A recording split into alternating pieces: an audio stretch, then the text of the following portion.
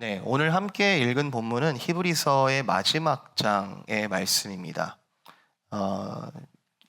요 뒤에 구절, 18절 이하의 구절들은 이제 개인적인 권면을 하는, 그리고 축복을 하는 이제 그런 부분인데, 이걸 제외하면은 사실 지금 우리가 읽은 이 부분이 히브리서의 최종적인 결론이자 권면이라고 할 수 있겠습니다. 읽으시면서 여러분 느끼셨는지 모르겠는데요. 히브리서는 대단한 책이죠. 히브리서 굉장히 대단한 책이고, 구약 이스라엘의 그 대제사장이 우리 하나님의 아들 예수 그리스도와 어떤 연관이 있는지 이 저자가 굉장히 체계적으로 그것을 분석하고 연구해서 밝혀놓은, 그것만 해도 굉장한 의미가 있는데, 히브리서의 마지막은 내가 이걸 발견했다, 이걸로 끝나지 않습니다. 이 글을 읽고 있는 독자들에게 무언가를 바라고 있고, 무언가를 권하고 있고, 그리고 무언가로 이렇게 초청을 하고 있는 것이죠. 히브리서 전체를 다 읽지는 못하니까 우리 하나만 찾아볼게요. 9장 11절. 여러분 찾아보세요. 9장 11절 제가 읽습니다. 11절부터 14절.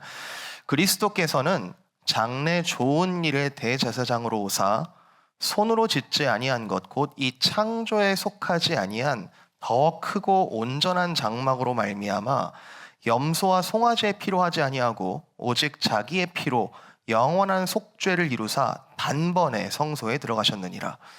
염소와 황소의 피와 및 암송아지의 죄를 부정한 자에게 뿌려 그 육체를 정결하게 하여 거룩하게 하거든 하물며 영원하신 성령으로 말미암아 흠없는 자기를 하나님께 드린 이 그리스도의 피가 어찌 너희 양심을 죽은 행실에서 깨끗하게 하고 살아계신 하나님을 섬기게 하지 못하겠느냐. 이게 히브리서 저자의 지금까지 분석하면서 나오는 일종의 결론입니다.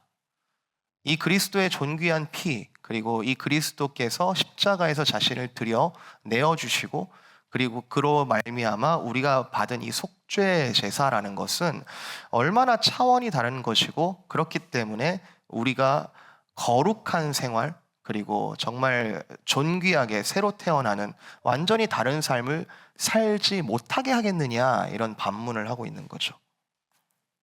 그리스도는 이렇게 역사상 어떠한 대제사장하고도 비교할 수 없는 온전한, 제가 강조하는 거예요. 온전한 대제사장으로서 스스로 어떤 피조물과도 비교할 수 없는 하늘의 신령한, 또 어떤 의미에서의 온전한 제물이 되셔서 우리의 속죄를 이루셨다면, 자, 그렇게 우리가 그를 온전하게 믿어 우리가 정결하게 되고 거룩하게 되었고, 우리가 죽은 행실에서 깨끗하게 되었고 살아계신 하나님을 섬기는 게 당연하지 않겠니? 믿음의 주요 또 온전하게 하시는 이인 예수를 바라보자. 예수님은 우리를 온전하게 하시는 분이다. 여러분 믿으십니까? 진짜 믿으세요? 예수님은 우리를 온전하게 하시는, 이게 여러분 세례 받으시면서 다 대답하셨을 텐데, 여러분 이거 조심하셔야 돼요.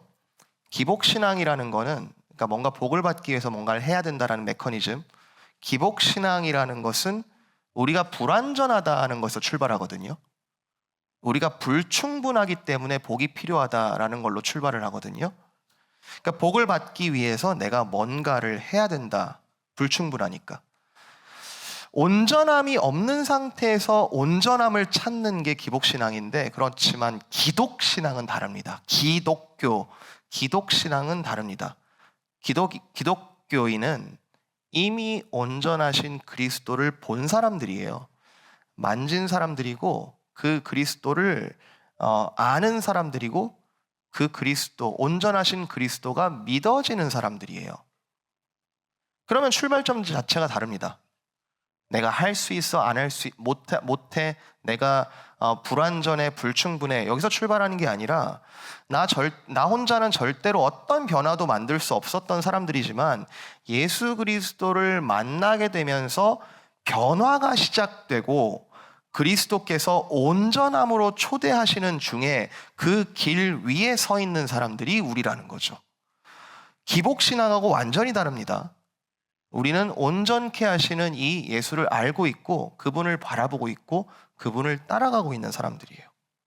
이걸 제자라고 부릅니다. 예수님께서 모든 그리스도인들을 제자로 부르셨습니다. 그냥 마술봉으로 너 내가 구원했어 하고 지나가고, 마술봉으로 이렇게 넌 구원했어 하고 지나가시고 하는 게 아니라 예수님께서는 모든 그리스도인들을, 자신을 믿는 자들을 제자로 부르십니다. 12제자를 부르실 때 나를 따라오라라고 하셨어요. Come to me, follow me. 나를 따라오라라고 하셨어요. 그렇지만 12제자만 제자가 아니고 너희가 가서 모든 족속으로 복음이 전파되고 닿는 모든 곳에 갔을 때, 그 모든 영역에 갔을 때 너희는 제자를 삼으라, 이렇게 표현하시죠. 다단계 아니에요.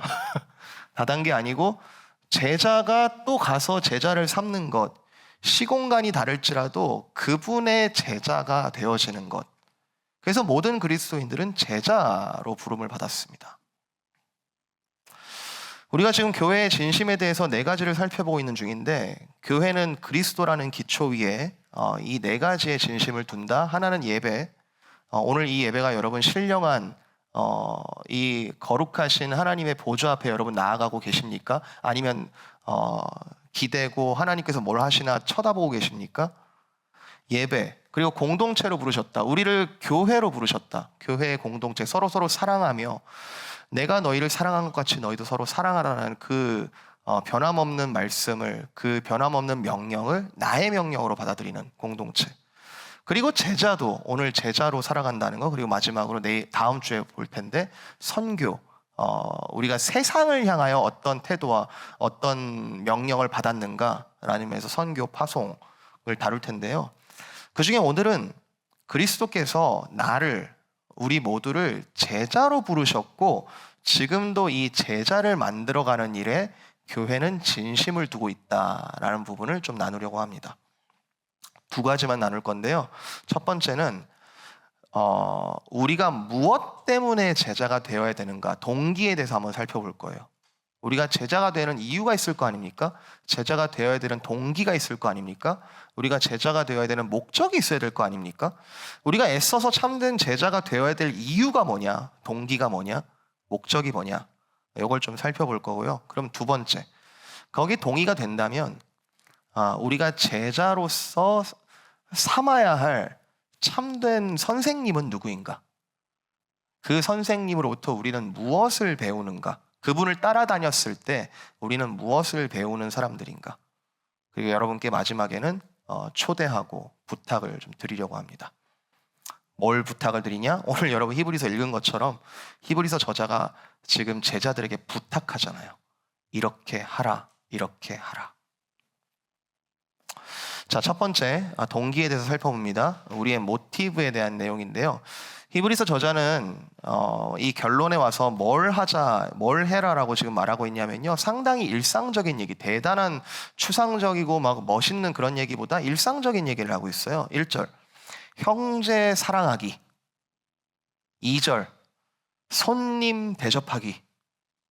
3절, 갇힌 자, 학대받는 자, 고통받는 자, 그들에 대해서 너희도 함께 갇힌 것처럼 공감하기. 여러분 3가지 확인하셨어요? 제 얼굴 보시는 게 아닌데. 형제 사랑하기, 손님 대접하기, 그리고 정말 고통받는 자들에 대해서 생각하고 공감하기. 자, 보세요. 제자로서 해야 되는 일들이 자기 자신을 위해서 하는 건 하나도 없고요. 다 남과 관련이 있습니다. 관계적인 명령이에요.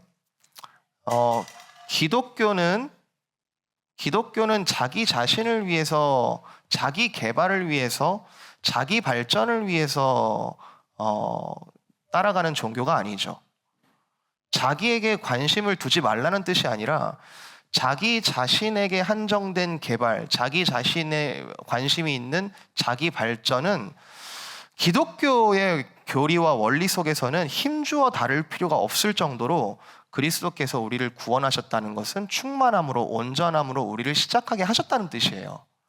거기에 기복신앙의 마음처럼 계속해서 나를 더 채워야지, 나를 더 세워야지, 나를 더 온전하게 만들어야지 그렇게 관심과 거기에 힘을 줄 필요가 없을 정도로 그리스도께서는 풍성함으로 우리를 채우셨다라는 뜻이에요. 출발점이 다른 거죠. 갈라디아서 5장 13절, 형제들아 너희가 자유를 위하여 자유를 주셨다. 하나님께서 너희에게 구원을 주셨다는 것은 자유를 주신 것이다. 그런데 그 자유로 육체의 기회를 삼지 말고 오직 사랑으로 서로 종노릇하라.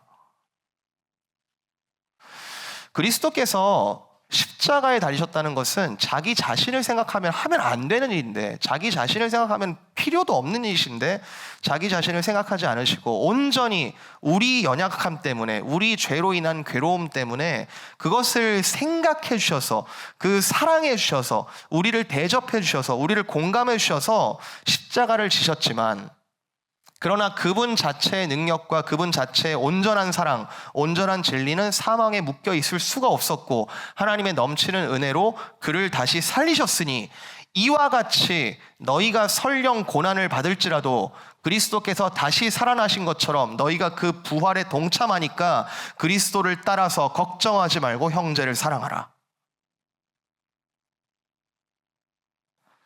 여러분, 그리스도인들은 방향성 자체가 다릅니다. 있는 대로 내 힘으로 자기 자신을 다 조각내가지고 그냥 고통을 사랑하는, 세디스트처럼 고통을 사랑해서 남들한테 무조건 퍼주는 그런 사람이 되라는 뜻이 아니라, 나를 너무나도 사랑하시는 예수 그리스도를 믿는 믿음 안에서 그분께서 주시는 은혜의 풍성함을 따라 걱정 말고 사랑하는 사람이 그리스도인들이라는 거죠. 4절 5절에 나오는 결혼 문제, 돈 문제, 이런 게 어떻게 보면 인생을 살아가는데 가장 중요한 가치죠. 가장 중요한 밸류라고 말할 수 있을 텐데, 또 결혼 문제, 돈 문제. 자, 보세요. 5절. 돈을 사랑하지 말고 있는 바를 족한 줄로 알라. 그가 친히 말씀하시기를 내가 결코 너희를 버리지 아니하고 너희를 떠나지 아니하리라 하셨느니라. 그러므로 우리가 담대히 말하되 주는 나를 돕는 이시니 내가 무서워하지 아니하겠노라. 사람이 내게 어찌하리요. 히브리서 저자는 제자들에게 담대하게 권면합니다. 12절. 그러므로 예수도 자기 피로써 백성을 거룩하게 하려고 성문 밖에서 고난을 받으신 것처럼 그런즉 우리도 그의 치욕을 짊어지고 영문 밖으로 그에게 나아가자.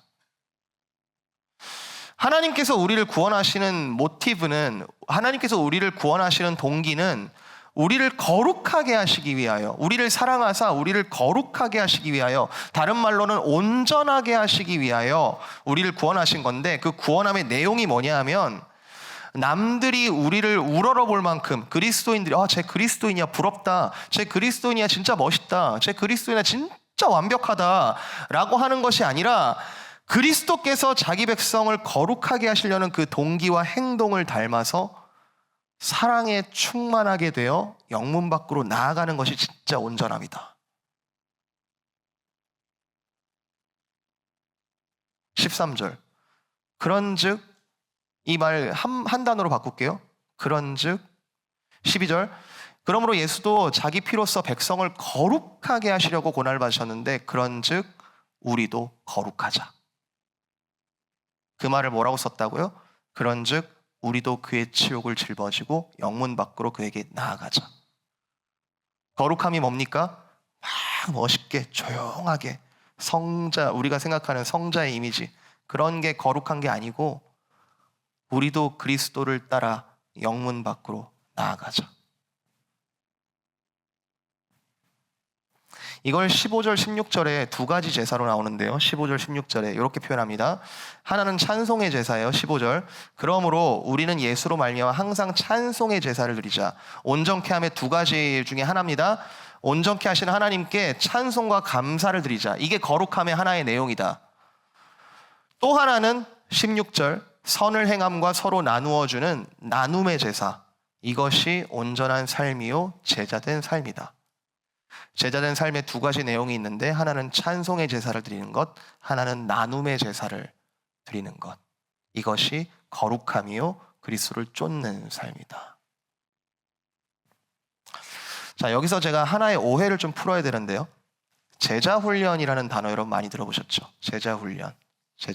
한국교회에서 꽤 영향력 있는 단어인데 여기서 제자훈련 받으신 분이 계신지 모르겠어요. 제자훈련. 오카는 목사님 이후로 제자훈련이라는 프로그램이 한국교회에 건전한 양육 프로그램으로 정착이 돼서 많은 교회들이 그 프로그램들을 수행하고 있고, 지금도 어떤 교회는 제자훈련을 받아야만 어떤 좀 멤버십이 되고 제자훈련 자체가 교회의 중심 축으로 정체성으로 삼는 그런 교회들이 있습니다. 그런데 오늘 이 본문을 여러분 깊이 새기신다면 제자훈련이 뭡니까? 제자훈련이 하나의 프로그램이라는 의미라기보다는 조금 더 본질적인 의미로 볼 때 오늘 히브리서 본문에 따르면 모두를 제자로 초청하고 있고요. 그리고 그 제자가 되는데 훈련을 받아야 되는 사람을 어느 누군가로 특정하고 있지 않습니다. 다시 한번 여러분 질문해요. 누가 제자입니까? 여러분 제자 맞습니까? 좀 레벨이 아직 안 되나요? 아니면 뭘 좀 더 해야 되겠나요? 누가 제자가 되어야 되죠? 그리스도를 믿는 누구나 지금 제자로 초청하고 있는데 예외가 있습니까? 여기에? 제자 훈련의 내용은 뭐가 되어야 되죠? 제자 훈련을 하는 이유는 뭐죠? 제자 훈련을 하는 동기와 목적, 그 방향성은 어디에 있습니까? 여러분 왜 제자가 되어야 되고 제자가 되면 여러분은 어떤 모습이 되는 거죠? 새로운 질문을 던지는 것이 아니라 제가 지금 조금 전에 말씀드린 겁니다.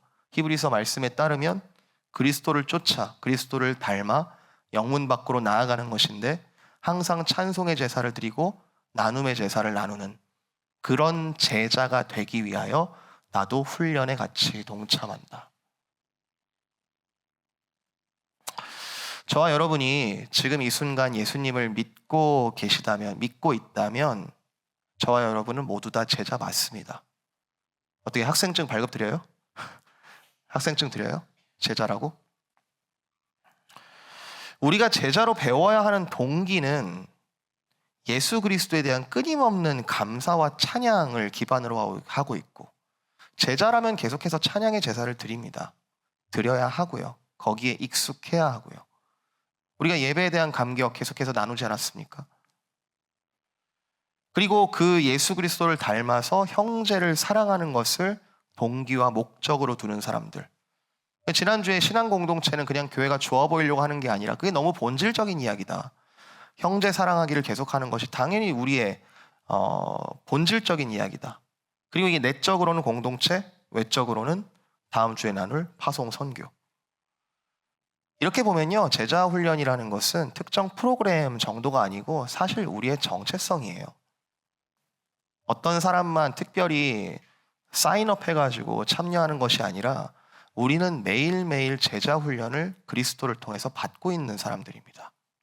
여러분의 일상, 여러분의 지금 육아라든지 양육, 직장 또는 관계, 여러분의 친한 친구들과의 여러 가지 관계들, 여러 터지는 여러 사건들, 나에게 일어나는 모든 일들, in Christ, 그리스도 안에서 일어나는 모든 일들이 사실은 제자 훈련의 재료들이고 하나님께서 우리를 다루시는 방법들인 거죠. 그렇게 보면 우리가 이 교회 생활도요, 이 신앙 생활도요, 다 훈련입니다. 제자로서의 훈련입니다. 여러분, 교회를 단순히 소비하거나 관망하는 것은 훈련이 아닙니다. 여러분, 학교에서도 맛보기 강의를 듣거나 청강을 듣는 거는 과목 이수로 안 쳐줍니다. requirement는 하나도 없이 그냥 듣기만 하는 그것은 이수한 게 아니잖아요. 오늘 이 히브리서 말씀을 듣고 흘리는 게 아니라 형제 사랑하기를 계속하라, 손님 대접하기를 잊지 말라, 너희도 함께 갇힌 것 같이 갇힌 자를 생각하고 공감하라, 마음에 새기고 이것을 실천해보고 실천할 수 있는 기회들을 찾고 연습하고 실패하면 또다시 일어나서 분석하고 함께 고민하고, 이거 진짜 중요한데 함께 같이 가는 거.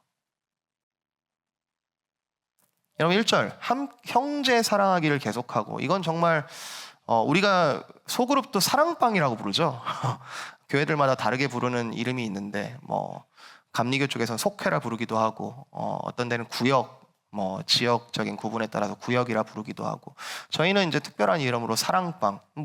뭐 하는데요? 사랑방 뭐 하는 데죠? 여러 데피니션을 우리가 제시할 수 있겠지만 사랑하는 곳 아니겠습니까? 사랑하는데 동참해달라, 이 말이 이상한가요? 이 말이 특별하게 들리십니까? 특별한 사랑이 있는 사람이 특별한 마음이 생기면 들어가는 걸까요? 형제 사랑하기를 멈추지 말고 계속하라. 손님 대접하기, 이것은 좀 이런 교회 상황 속에서는 새로운 분들이 오시게 된다면 그걸 손님이라고 말할 수 있겠죠. stranger. 교회에 새로운 분들이 오게 되면, 여러분께 좀 권면드리는 것은 우리 새가족 이렇게 환영팀도 계시지만 굉장히 또 특별한 마음으로 잘 섬기고 계시지만, 여기 계신 모든 분들이 새가족 환영팀이 되었으면 좋겠습니다. 참여하라는 뜻이 아니라 우리가 그런 마음으로 손님 대접하기를 계속 하라는 거죠. 새로운 분들이 오셨을 때 여러분 인사하는 거 너무너무 겁내지 마세요. 인사하세요. 반갑게 인사하시고 반갑습니다. 저는 누구누구입니다. 근데 그 사람이 이상하게 받는다? 그러면은 뒤를 돌아가지고 먼지를 땅에 떨어뜨려 버리세요. 성격이 이상한 건 어떻게 할 수가 없어요. 사람의 성격이 이상한 건 어쩔 수 없지만, 말씀에서 이야기하는 것은 그거 두려워하지 말고 너희를 온전케 하시는 이인 예수를 바라보면서 마음껏 대접하라. 부지 중에 천사를 대접한 이들이 있었고, 어떻게 하나님께서 그 상황을 너를 훈련시키시고 어떻게 제자로 만들어 가시는 그 과정인지 네가 알 수가 없고, 그러나 하나님께서 지금 인도하시는 그런 말씀대로 해보아라, 이런 얘기를 하는 거죠. 함께 갇힌 것 같이 갇힌 자를 생각하라. 정말 고통받는 자들에 대해서 교회는 계속해서 진심을 둡니다.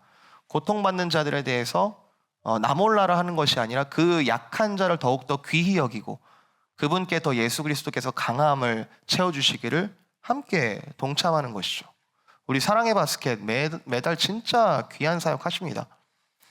제 이름을 다 안 밝혀도 정말 어려움 당한 우리 성도들이 사실 반찬 그 자체가 되게 비싸고 맛있고 좋은 재료 이런 의미가 아니라 거기에 사랑이 담기는 거죠. 마음이 담기는 거죠. 정말 공감하고 아픈 자들과 함께 있는 것.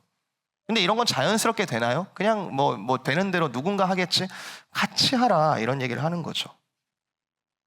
여러분, 교회는 인풋만 받는 곳이 아닙니다. 아까도 말씀드렸지만 소비하고 관망만 하는 곳이 아닙니다. 제자 훈련은 인풋과 아웃풋이 같이 가는 게, 그것이 온전한 커리큘럼이에요.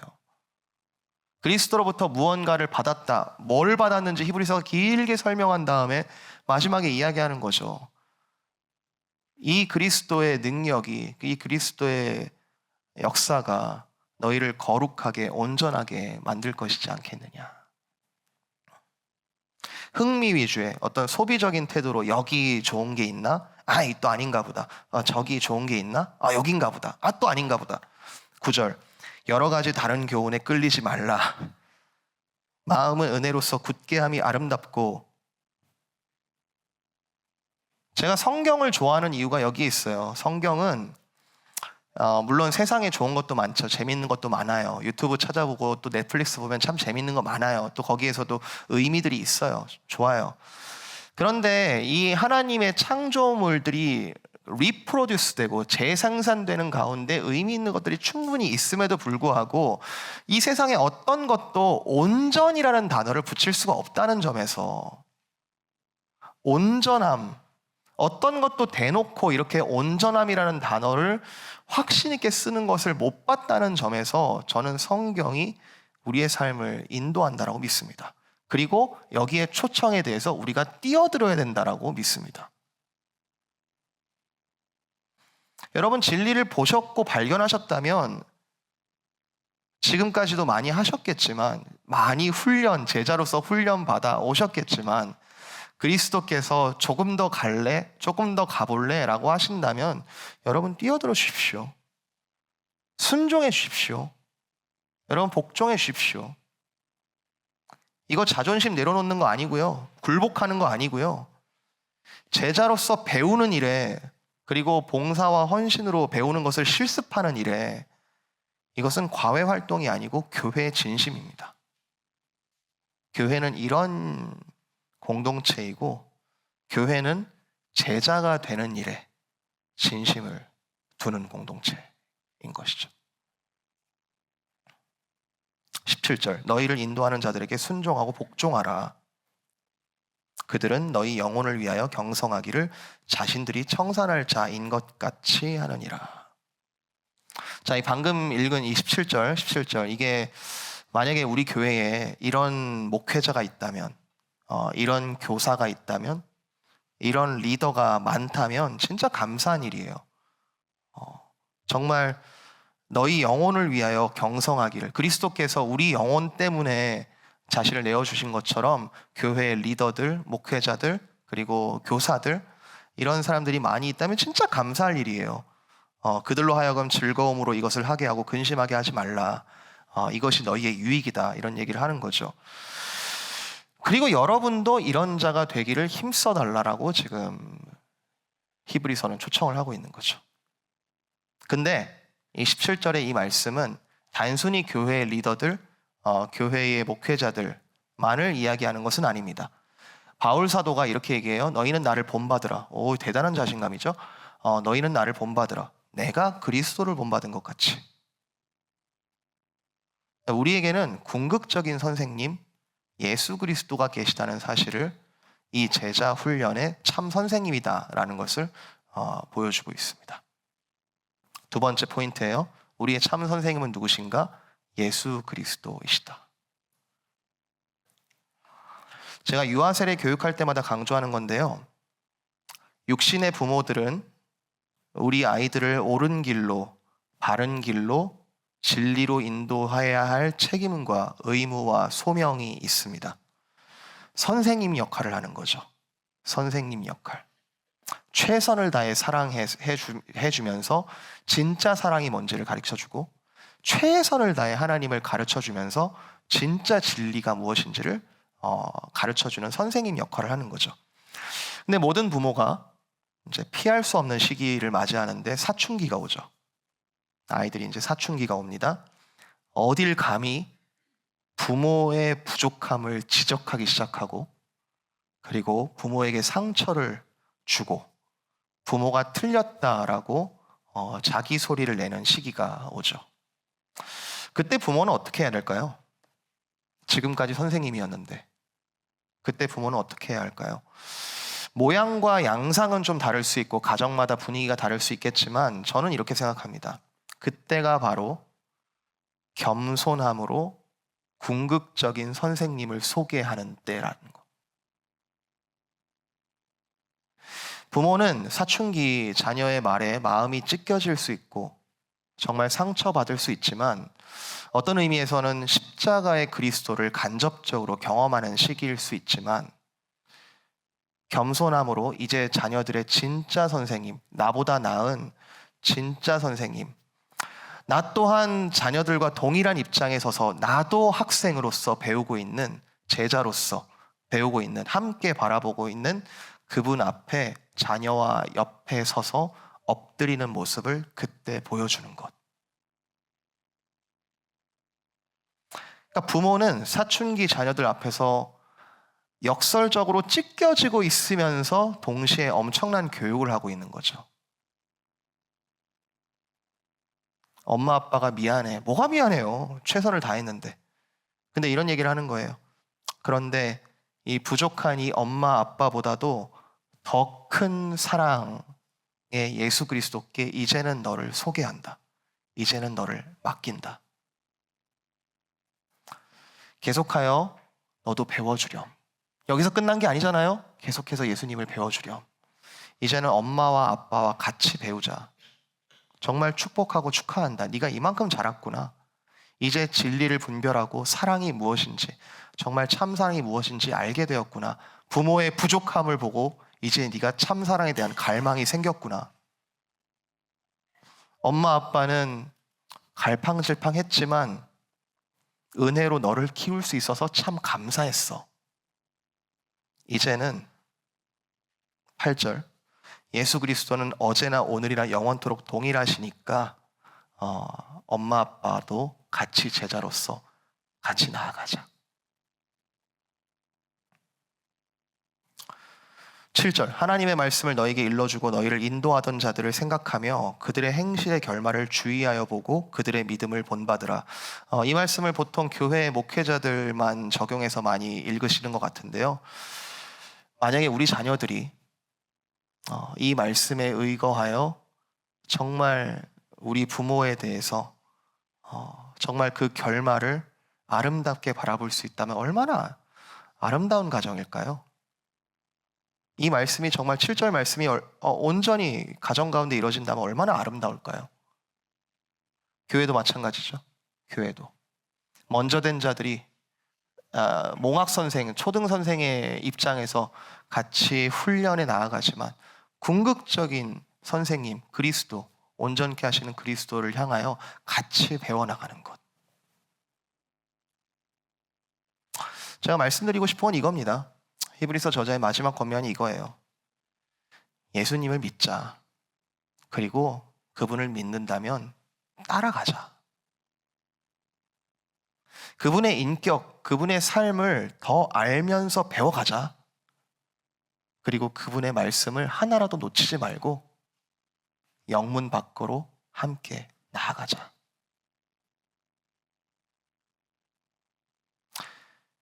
히브리서 제일 마지막 절 뭡니까? 은혜가 너희 모든 사람에게 있을지어다. 걱정하지 않아요. 한 사람 한 사람에 대해서 걱정하지 않아요. 그리고 그 제자들을 키우실 예수 그리스도께 의지하면서 같이 나아가자. 이렇게 권면하고 있습니다. 사랑하는 성도 여러분, 어떠십니까? 여러분은 오늘 제자로서 뭘 하실 수 있으시겠어요? 여러분 제자로서 무엇에 동참하셔야겠습니까? 아직도 여러분 교회의 여러 가지 활동들에 대하여 우리가 슈퍼맨이 아니기 때문에 모든 필요에 대해서 내가 다 할 수는 없어요. 맞아요. 다 할 수는 없습니다. 그러나 내가 사랑과 진리로 초대하시고 그 제자됨에 대하여 주님께서 나를 부르시는 일에 대해서 여러분은 기쁘게 반응하고 계십니까? 온전케 되는 일에 여러분 동참하고 계십니까? 제자는 두려움과 불안함으로 자신에게 초점 짓지 않습니다. 걱정하지 않습니다. 예수를 만나기 전에는 자기 자신에 대해서 두려워하고 걱정하고 내가 불완전하다는 것에 치를 떨면서 두렵고 숨고 도망갔을 수 있겠지만 이 일은 예수를 만난 후에는 굉장히 어색한 일입니다. 왜냐하면 온전케 하시는 분에게 모든 능력과 지혜와 그분을 닮아가는 일에 우리는 기쁘게 동참하기 때문에 그래요. 찬송과 사랑하는 것에 더 관심이 있습니다. 그리스도인들은 동기와 목적이 바뀌었습니다. 그리고 제자는 예수 그리스도라는 선생님을 모시고 그분을 배우는 일에, 그분께 듣는 일에, 그리고 그분께 엎드리는 일에 진심을 두는 사람들이죠. 그리고 그리스도께서는 그 영광을 그분 홀로 받으시지 않으시고 오히려 우리에게 이렇게 명령하십니다. 그 마음으로 서로 사랑하라.